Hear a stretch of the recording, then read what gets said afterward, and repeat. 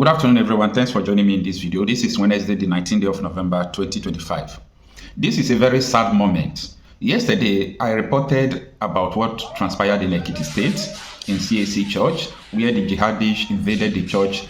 They shot sporadically and they took the life of 4 persons and they kidnapped almost 10 persons. Now, the issue that I want to talk about is Nigerians have to be warned. We are living in a full paradise. You know what is a full paradise? Like, we are living in denial. Now, take a look at this lady, Dayo Abiola Wuraola. Dayo Abiola Wuraola. This is what she posted on November 2nd when this issue of Christian genocide was getting heated. And she posted that I am a Nigerian and I am a Christian. I am not facing any genocide or existential threat. God bless Nigeria. May President Bola Ahmed Tinubu succeed. Unfortunately, jihadists invaded her church yesterday and she was shot dead. Do you understand what I'm saying? This is what she posted on November 2nd. I am a Nigerian. Nobody is saying that you are not a Nigerian, right? And I am a Christian. I am not facing any genocide or existential threat. This is the full paradise that almost 80% of Nigerians are living, including you watching me. We are living in denial. We have been psycho-conditioned to believe that this is the way of life because we have not gone across the border. We don't know what life looks like, even in Benin Republic. We don't even know what life looks like, even in Ghana. We are in a jihadist ravaged country where you wake up, you hear people die, you think that is a normal thing. I warn you people that this thing is coming to your doorstep. Even you that is thinking that this thing is happening is not on my side. It's not predictable. Nigerians are on a death row. You may just wake up, your own death will happen. You will say, God forbid, but these people were in the church, they were shot dead. I am warning you people that this thing is coming to your doorstep. The earlier you wake up, the earlier you realize that there is a danger ahead of you, the better. Nobody was dragging with this girl that whether you're in Nigeria or not, but this is where the problem lies. Be careful of your influencers. Be careful of so many people who wrote that there is no Christian genocide. Be careful of people who are writing because they claim they love Nigeria. They don't love Nigeria. They love their business interest. They love the business, the connection they have with the senators, the connection they have with the presidency, the connection they have with the governors. They just want to maintain and be pleasing the politicians. All these influencers you are seeing, most of them collect money from the government. They are being funded by the government. Most of them get a lot of money. So they can't talk contrary to what the governments are saying. And that is the problem I have with the media organizations in Nigeria. They are special assistants to the government or media. Nigerian media houses. They wait to hear what the government is saying. They lack independent investigation. They can't even come out to investigate either what is going on in their area or what is going on in any part of the country. They want to hear what the government is saying, and they themselves will also come out. So Dayo, may your soul rest in peace. It's unfortunate that you were part of the people who are living in denial, who are living in full paradise. Let me tell you something. Unfollow every celebrity that told you that there is no Christian genocide because of 2 things. Number 1, these people collected blood money. Most of them were paid because they want them to deny it because of the influence. Some of them were not paid at all. Some of them are protecting their business interests. Like there is something they want to do in Nigeria. There is a program they are planning. If we say there is a Christian genocide, government will not support us. They will think we are not patriotic. Do you know the meaning of patriotism? Patriotism to the detriment of your people. Do you know what it means to be a patriot? Like, you want to protect a name and kill the people. What is the essence of the name without the people? Nigeria is bleeding. People are dying mercilessly. And you see your influencers, no matter what they post after, no matter how they try to convince you and play mind game against you, be careful of everyone who told you that there is no Christian genocide in Nigeria. Now, the reason why I am saying this deeply is because we were having conversation about this girl yesterday night. I slept late yesterday because we were having conversation about it. Now, we were figuring out, yes, we understand that this girl is a supporter of Bola Ahmed Tinubu. But is that all? Is that why she said I am a Christian, there is no Christian genocide? We go into her profiles and understand the people she is following. Those people, the influencers she is following, all of them are posting there is no Christian genocide. Influencers killed her. Influencers killed her. You know why? Claiming that there is no Christian genocide will leave you vulnerable. It will make you not to prepare. Why would you go to church in Kwara State? I mean Kwara State, without gun. If you don't have police, no vigilante protecting you. So you people are playing games with your life. You don't love your generation. You are playing games with your life. Oh, you think these jihadists are playing? They are not playing games. They want a complete Sharia state in Nigeria. They are not playing games. They are after, if you are a soldier, you are against them, you'll be eliminated. You saw how they killed a brigadier general, wiped out his convoy, a Christian brigadier general. So you think the man wanted to collude with them? No, the man wanted to fight them. So you people should open your eyes. There is danger. There is fire on the mountain. Now, that will take me to a disgraceful outcome of the Nigerian foreign minister. You know, what happened in this uncensored show. I would like you to take a minute and watch it. Let us analyze it.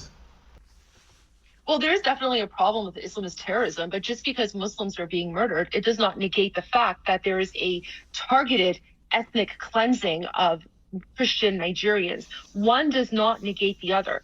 What we can conclude from this is that there is definitely an Islamist problem. Now, one thing that the Nigerian minister is purposely forgetting to put out there is that it's not just Boko Haram, it's also the Fulani militants. Not a lot of people know about the Fulani militants. The Fulani Islamists are also the ones who are generally targeting the Christian Nigerians, especially in the Plateau Belt. And I've had several Nigerian Christians come on and speak about this. In fact, I have seen videos where you have the Fulani militants, on their motorcycles with machetes. They're driving through various towns, and you have the Nigerian military, who's supposed to prevent them from going. They're getting orders to stand down and allow the Fulani militants to go through.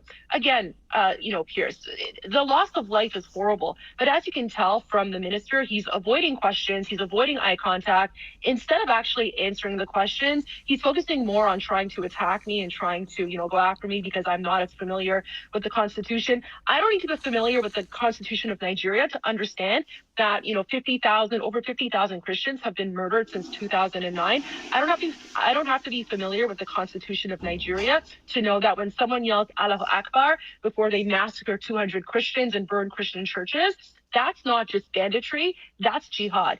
And I think the reason that the foreign minister does not want to admit this is because they are somehow complicit in this. And, he is purposely saying that he is willfully ignorant, because how could the Nigerian government not know if those people who have been murdered are Christian or Muslim? The reason that he's avoiding saying that is because if they actually put out formal numbers about the numbers of Christians targeted and murdered, then they will have to admit that there is a genocide. They don't want to admit that there's a genocide, but that's exactly what's happening, and I'm glad President Trump and others are calling it out. Do you know what happened? Your Minister of Foreign Affairs went to Morgan's show, this Morgan Uncensored show, and I do not expect any politician to go there because he will be disgraced. This is a place where they don't filter any words. Anything, people can come out and see it raw the way it is. This man went there to start telling them that there is no Christian genocide. And this lady was, I would like you to go and watch it, okay? So this lady was telling her that, listen, this is not the olden generation again. We are in the internet generation. Everything happening is on the internet. We are aware of this. You are lying. And this lady was talking convincingly. And let me tell you, your foreign minister was utterly disgraced in this show. I would like you to go and watch. You know why I'm saying this? The world knows the truth, no matter how you try to hide it. The lady speaking is an influencer. You watch what Nikki said on UN floor yesterday. She is an influencer. Tell me a Nigerian influencer that is bigger than her.